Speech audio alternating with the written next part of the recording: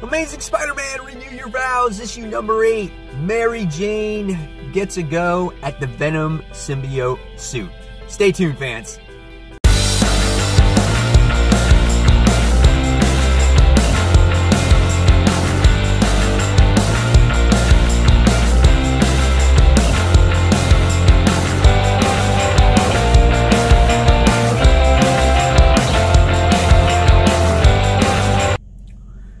Yes, fans, welcome back to Comic Frontline, and fans, you're back with me, Mike Spider Slayer, getting ready to do that all-important comic book review so you, the fans, can make a decision on what comics to buy. And like I said, guys, today we're going to be talking about the Amazing Spider-Man Renew Your Vows, issue number 8. We got an introduction to the characters in the first story arc. The filler story arc had to do with the X-Men, due to probably the launch of all the new X titles, so everyone was X-Men crazy. Now it seems like we're going to get our first real story arc in this issue. And this issue opens up with Mary Jane and Peter Parker, Spider-Man, doing battle against Mysterio. And Mysterio has all these, you know, illusions and effects and makes you go crazy. And Mary Jane is holding Annie Mae in her hands because it looks like she's lifeless. And they do this big battle, and we can see that Mary Jane fell for this trick and almost caused Peter to actually lose his life in this battle, because if we remember correctly, that when this suit was created and they're in close proximity of each other, Mary Jane drains the power of Peter Parker, Spider-Man. So what happens is we get to see that Mary Jane is very upset about the situation. She feels like she is not pulling her weight in the family, and she feels like that Peter is always the one that has to, you know, lift the spirits and fill the tank back up, as they say in this particular issue.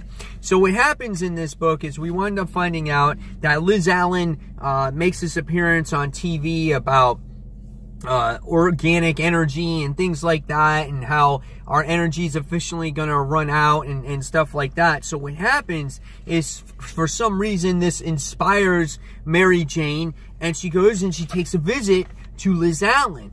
And what happens is she's like, you know, let me hear about, you know, what your ideas are, and maybe I can help. And Liz is like, well, why should I tell you all these secrets? And she's like, because I want to do my part and to help protect my family. So what happens is, of course, Mary Jane knows Liz Allen, and she feels like she can trust her, and she wants to help her. And so what Liz does is she makes this, she has this suit, and she gives her the descriptions of it, and she says, this can enhance your energy, this can make you better, this can make you stronger, and I want you to test it. And it has to be a test that's under the books because it's not ready for human trials yet. So Mary Jane agrees to the situation, and, you know, Liz goes, can you handle it? And she's like, yeah, absolutely. I fought Sandman, I fought this person, I've done this, I've done all kinds of things. So, and this suit reacts to thoughts, and it is a symbiotic suit, but it's like Mary Jane doesn't know that yet. So the first thing that comes to her mind is that it's a black and white suit, very similar to the suit that her husband wore. And I was kind of thinking, well, didn't you not like the black suit because it reminded you of Venom? But then again, this is a different universe, but still, it should mean something because Venom is like your worst enemy. And I don't know, that kind of got me a little, like, scratching my head a little bit. But anyway, she makes the suit. It's black and white, just like Venom's, and it reminded me a lot of Julia Carpenter's suit, just almost to the T, except the spider is a little bit lower. It's on her abdomen. So she goes out and she does missions, and she fights, and she beats up the bad guys, and she cracks them in the face, and you can see that she's worn out throughout the particular day, and she winds up going to sleep. Peter is the lovely husband that he is. He's like, I'll take care of the kids, I'll do this, I'll do that.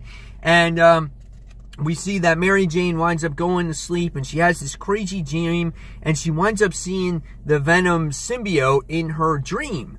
and it's possessing Annie Mae. And so what happens is she winds up waking up, and she wakes up underneath a bridge, and she just doesn't know where she's at. She winds up falling in the water. She obviously loses control, and we get to see what the suit really is at this point. It's not just some organic suit. It's actually a Venom, a symbiotic suit. And she's this monster, and she obviously wakes up the next day and has no recollection of what happened, but we get to see that she's a much different Mary Jane now, and she has all this energy, and she says things are going to be different, and things like that, and we get to see that the symbiotic suit has this influence on her already.